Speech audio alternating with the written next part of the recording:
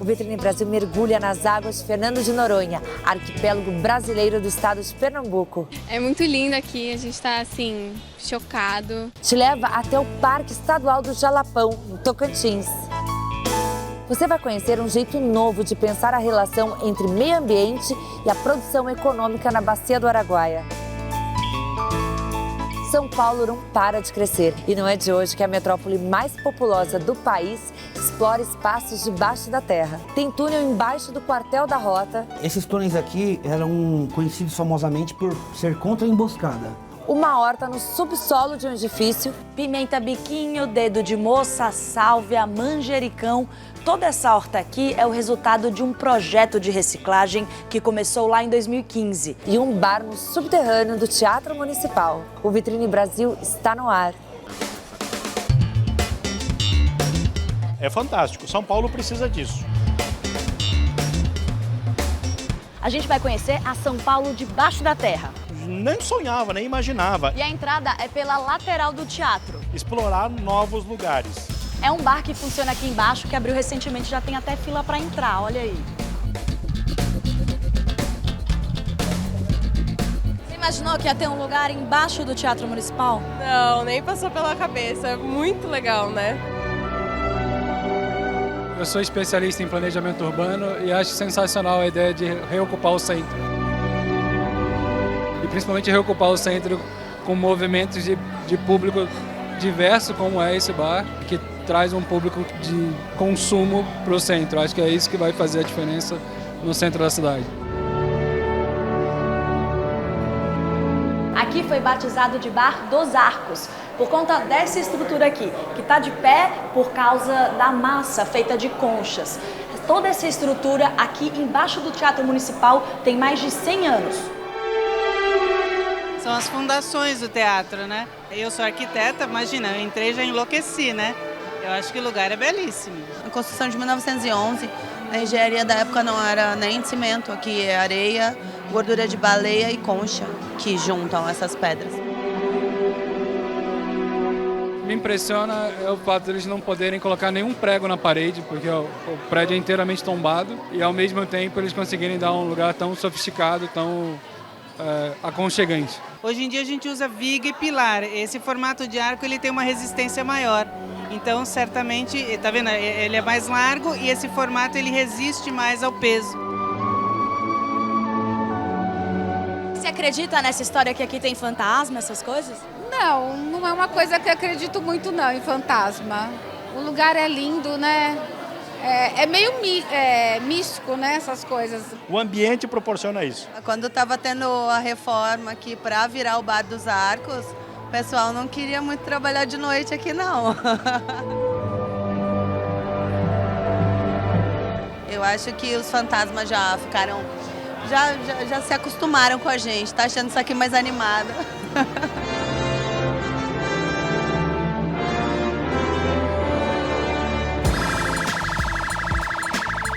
Esse arco de concreto é o que restou da Casa de Correção Tiradentes, aqui no centro de São Paulo. E para chegar até ali, os policiais usavam um túnel subterrâneo que saía da Rota, a polícia de elite de São Paulo.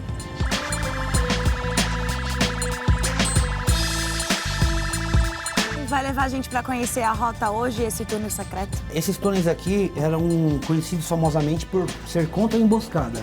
Bem-vindos à Rota. Cabo, quando é que foi criada a Rota aqui? Foi na década de 70, né, que virou Rota oficialmente. Isso, em 1970, dia 15 de outubro, a ser denominado o nome Rota, Ronda Ostensiva Tobias de Aguiar. Mas por que aqui é uma polícia de elite? O que diferencia das outras, da polícia militar normal, por exemplo? O que diferencia nós de outros batalhões é o nosso treinamento constante, né? Roubos e repressões, grandes crimes aí, crime organizado, diretamente dito. Esse local aqui, ele foi desenhado, ele é uma cópia dos quartéis no Marrocos também, né? Isso. Esse batalhão aqui foi feito pelo arquiteto Ramos de Azevedo, tá? Foi uma cópia do quartel lá em Marrocos. Levam-se essas cores aqui por conta do quartel de Marrocos, que lá camuflaria do deserto.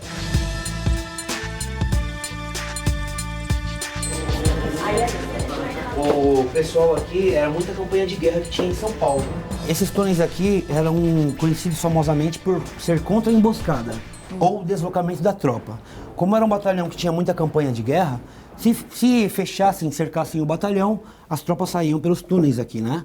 Entendi. Tinha conexão até com a Estação da Luz também, Isso. né? Eram 10 quilômetros de rede de túneis aqui, né? Vamos conhecer então aqui o túnel? O que tem? Uma espécie de acervo aqui dentro, né? Nós não chega a ser um museu, né? Temos acervos daquela época da sua criação. Os candeeiros, né? Chamados de candeeiros aqui, onde militares foram a pé até Santos, conduzindo isso daqui, como se fosse uma lanterna, por favor. Ele é pesado mesmo. Pesado. Então o militar carregava dessa forma Isso aqui tem ó. quantos quilos? Mais ou menos aí... Uns 10, né? Uns 10 quilos. Assim, andava assim. Então, né? só que ele não podia ficar próximo ao corpo, porque tinha... Porque tinha óleo quente. O óleo quente era aceso isso aqui, né? Então, tinha um querosene ou um óleo aqui dentro mesmo. Então, na campanha de guerra, naquela época, levava-se essa maleta aqui, né? Com munições daquela época lá. E esses candeeiros aqui, né? A primeira farda que foi usada em 1932. Militares ficavam presos aqui, né? Deste lado aqui, dessa cela aqui, ó, militares doentes, né? Aqui, durante a construção, teve um surto de malária. Então, muitos policiais morreram aqui na época da construção desses túneis, né? Na construção do prédio, que foi em 1888, em 1891, no final dessa construção aí, militares, né, adquiriram essa malária, essa epidemia naquela época lá e perderam suas vidas, o qual nós fazemos homenagem no monumento lá em cima dos heróis. Aí aqui tinha ligação com o quê? Aqui que é o túnel. Tinha ligação com a Casa de Correção Tiradentes e tinha ligação com o Hospital da Polícia Militar e a Cavalaria, que é o Batalhão Regimento 9 de Julho, né? Se a gente olhar aqui em cima, dá pra ver realmente o chão do batalhão, né? E aqui a gente tá literalmente embaixo do batalhão. E daqui de baixo que dava acesso para vários lugares da cidade. Vários lugares da cidade, e principalmente a linha do trem. Tinha estação com o antigo DOPS, tinha ligação com a Pinacoteca. Algumas campanhas de guerra era necessário que a tropa embarcasse na rodoviária, né? Para deslocamento. Então, ninguém sabia a quantidade de militares que saíam daqui, né? Teve esses túneis aqui. Questão de segurança, né? Questão de segurança pra inimigo não saber. E estratégia militar também. Mas aqui só foi fechado por causa do metrô, na década de 70. Por conta do metrô, né? De sua criação, da sua construção. Agora eu quero saber uma coisa. Tem histórias de fantasmas aqui nesses túneis? Algumas pessoas contam, né? Os mais antigos aí, que era um pouco assombrado. O castelo da viúva, né? Que chamavam aqui. Mas quais lendas que dizem? Não, dizem que pessoas, né? Ouvem barulho. Algumas pessoas, os mais antigos aí, né? Eu nunca ouvi nada aí dos anos que eu tô aqui nesse batalhão. Nunca consegui ouvir nada aqui. E a gente passa por aqui para fazer a sua manutenção, né? E com os visitantes que a gente recebe aí toda sexta-feira no batalhão.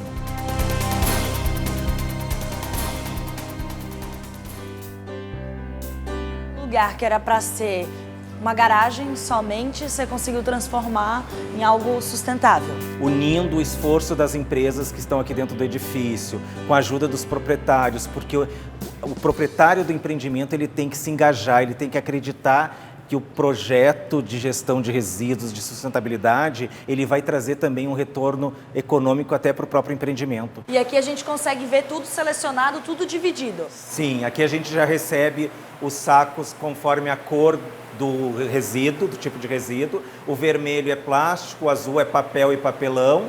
Então aqui a gente já faz a primeira triagem. Agora o segundo passo é compostagem. Nós recebemos o orgânico aqui. Aqui a gente vai pesar o orgânico e nós vamos abrir os sacos e fazer uma triagem. Então a gente traz aqui para essa máquina, que é uma composteira. Ela chega até 120 graus, que eu coloco o adubo já, o composto orgânico, já em processo de compostagem. E daqui a gente ensaca. A gente ensaca para o saco de 2,5 kg e do 20 kg. Os sacos de 20 kg a gente doa para o externo, onde a gente doa para ONGs, para Projeto Verdejando, Reflorestamento da Marginal Pinheiros e Tietê.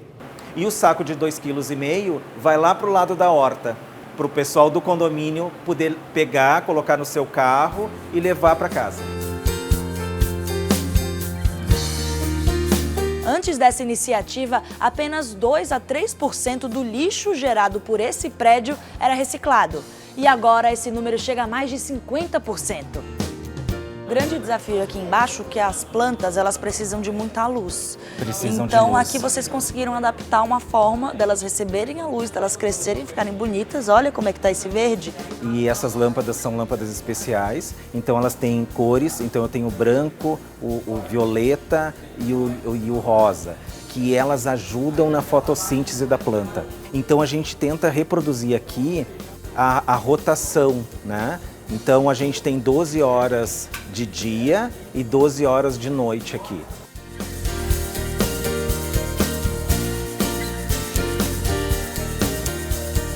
E a gente plantar todos esses temperos e hortaliça no próprio composto que a gente faz aqui e poder mostrar para as pessoas e elas levarem esse kit de tempero que a gente monta para casa, cozinhar, isso é muito legal. Mas para retirar esse kit de tempero, eles têm que trazer lixo reciclável de casa em troca do kit.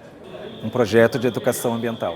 Aí qual que é a importância de todo esse trabalho que você fez aqui, complementado com o desafio de fazer no subsolo? Eu acho que a importância desse projeto todo é a educação. É educar as pessoas, mostrar que a gente pode transformar o resíduo que a gente gera e fazer menos resíduo e utilizar o orgânico de uma forma coerente, melhor, até para ajudar no planeta mesmo.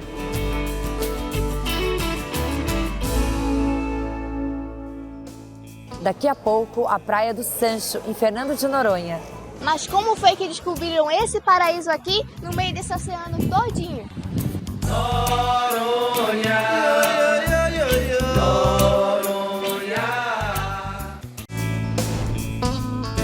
Prepare-se para uma viagem de sonho. Fernando de Noronha é um arquipélago brasileiro do estado de Pernambuco com o mais belo conjunto de praias do país.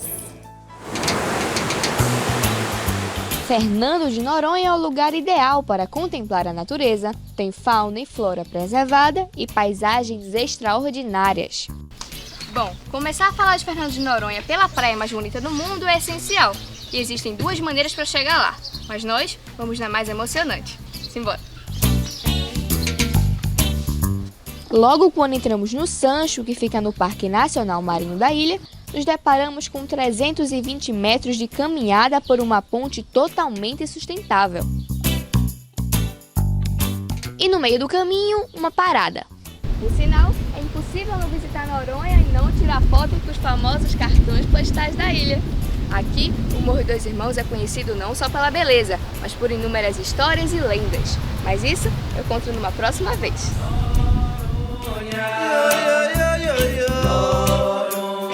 Qual é a sensação de ver de pertinho o Morro dos Irmãos? Ah, é sensacional. É a praia mais linda que eu já conheci até hoje. É perfeito. Depois da caminhada, a descida para chegar à Praia do Sancho. Olha, eu já é a segunda vez que eu venho aqui na Baía do Sanches. Eu achei que eu ia vir aqui, passar reto, mas realmente não tem jeito. Você olha, você realmente desacredita, mesmo já tendo visto o quanto que é bonito aqui, né? O Sancho e Noronha não precisa de edição. Para a gente poder descer e pisar na praia mais bonita do mundo, é preciso passar por duas escadarias que ficam encravadas numa rocha e mais uma terceira de pedras. Daqui de cima até a faixa de areia, existe um paredão com mais de 50 metros de altura. É uma dose de adrenalina e emoção ao mesmo tempo. E você vai descer com a gente.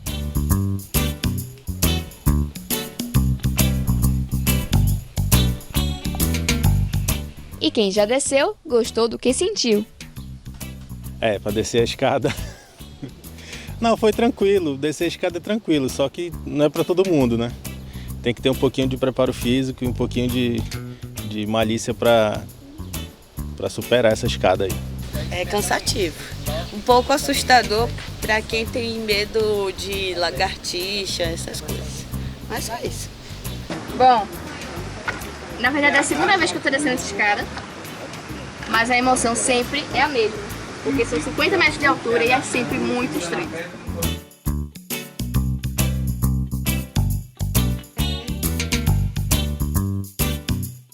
Como eu falei, duas escadarias de uma, essa aqui é a próxima, encravada entre duas rochas enormes.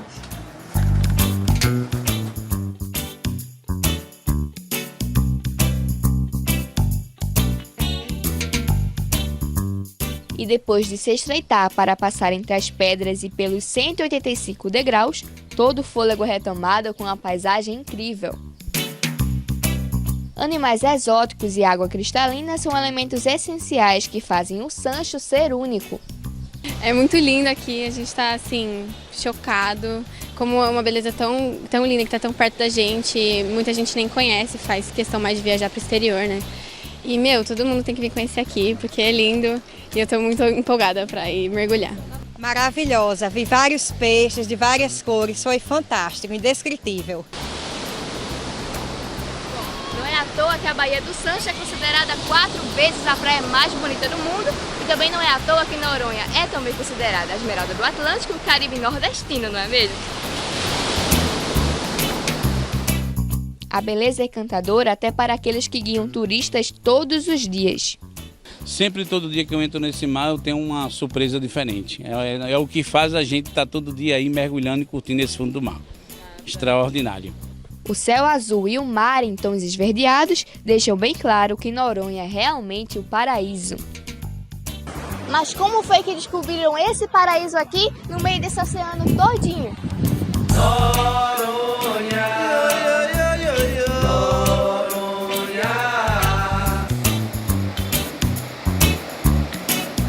Para saber da história, o melhor lugar é no coração da ilha, o Memorial Noronhense.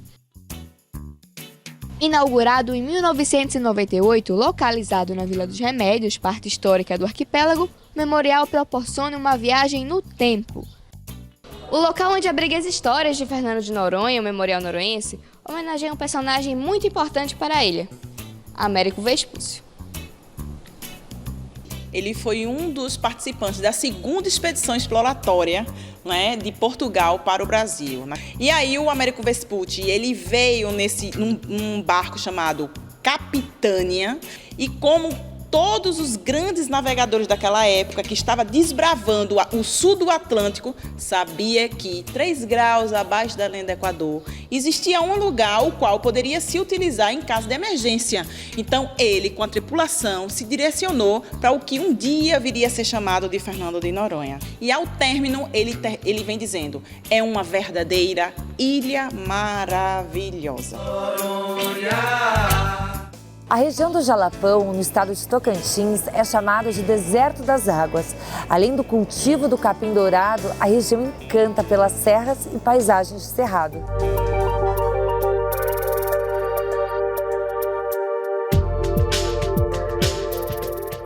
A região árida e vegetação de savana mais lembram um deserto. Na planície, contornada pelas serras, aparecem as veredas de Buriti. Os riachos brotam da serra. Nessa lagoa, mais parece um paraíso, a formação vulcânica, composta por arenito, não altera a cor da água. A gruta ganha formato de um altar sacro. Este lugar que serviu de cenário para a novela Dunas Douradas em pleno cerrado. Rios e cachoeiras complementam a paisagem. O Jalapão é conhecido também como Deserto das Águas. Dos rios surgem praias com águas cristalinas. É desta região que surgiu também o artesanato com capim-dourado.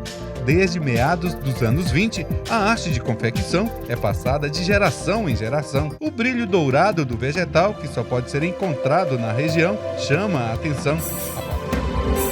A arte é criada pelas mãos dos moradores da comunidade quilombola Mumbuca.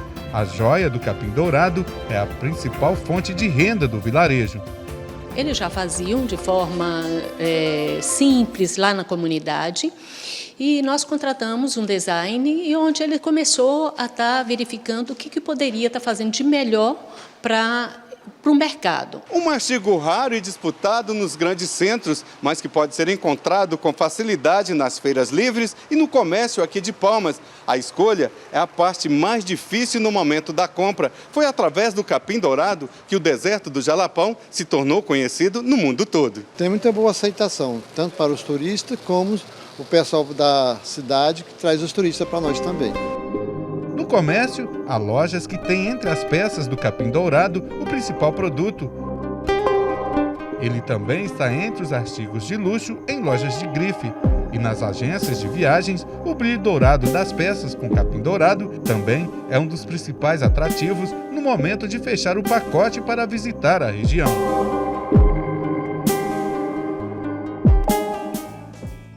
Vamos conhecer um projeto de revitalização do Rio Araguaia. Com mais de 2.600 quilômetros de extensão, é um dos principais rios do país. Meus pais chegaram aqui em 1979, né, nessa região do Morro Vermelho, em Mineiros. E eu, desde sempre, fui da agricultura, né? Filho de peixe, peixinho é, né?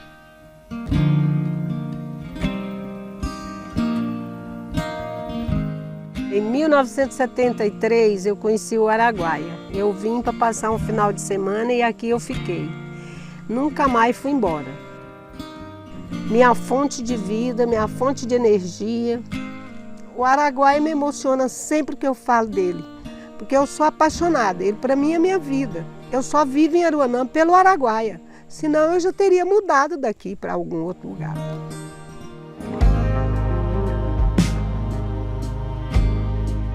A gente está aqui ao lado da nascente do Araguaia, da principal nascente do Araguaia, né? Então a gente sabe muito bem da responsabilidade, principalmente a responsabilidade da gente manter essa nascente viva, né? Essa nascente realmente irrigando esse rio que é de importância espetacular para o Brasil. É a bacia mais importante que nós temos no Centro-Oeste. Básicamente, grande parte de nuestro cerrado responde a la dinámica que nós podemos estar hoje observando da bacia do Araguaia. Está no ecótono entre Cerrado e Amazônia. Pelo tanto, a importância desde o ponto de vista de biodiversidade é gigante, né? Aqui o risco é muito baixo de você perder uma produção, tanto de safra como de safrinha. E a gente que está aqui há muito tempo, a gente sabe que o parque, né, que as próprias nascentes, o Araguaia, essa preservação que foi mantida aí durante esses anos aí é fundamental para que tenha chuva, porque o agricultor sem água não existe agricultura.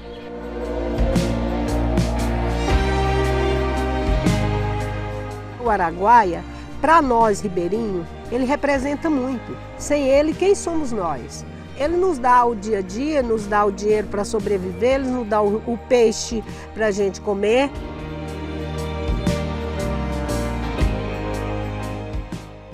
A gente resolveu estudar, ver o que acontecia, o que estava se fazendo no Brasil, no mundo inclusive, né, do que poderia se fazer diferente, que poderia continuar produzindo, mas que impactasse menos o meio ambiente. O ser humano, ele só existe pela natureza. A gente veio da natureza e vai voltar para a natureza. Se a gente entender isso, é fácil, é muito fácil fazer agricultura e preservar.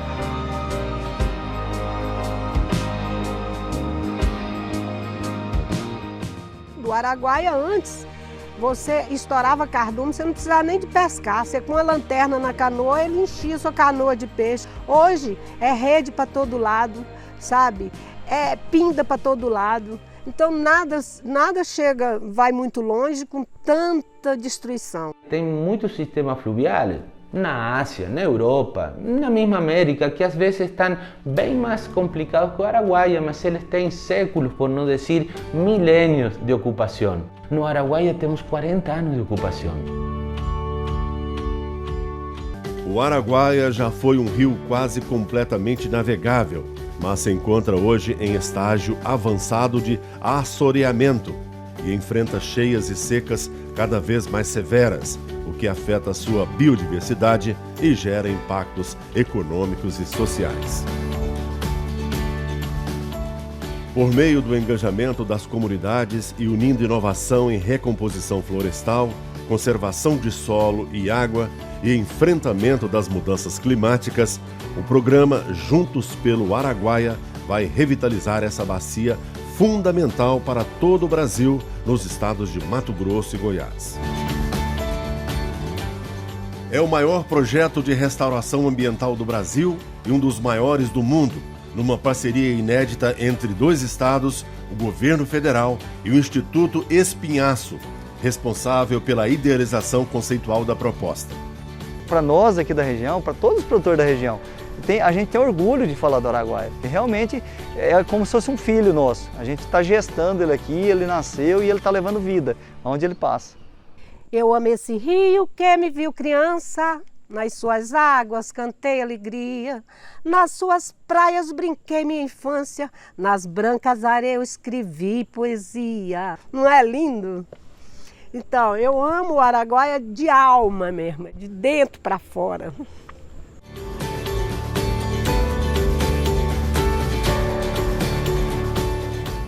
Vitrine Brasil, São Paulo, a maior cidade japonesa fora do Japão. Ali é a Praça da Liberdade, descendo aqui tem os karaokês. Aqui é a Rua da Glória, os karaokês é ali embaixo. Conheço bem essa área. A gente se encontra semana que vem. Até lá!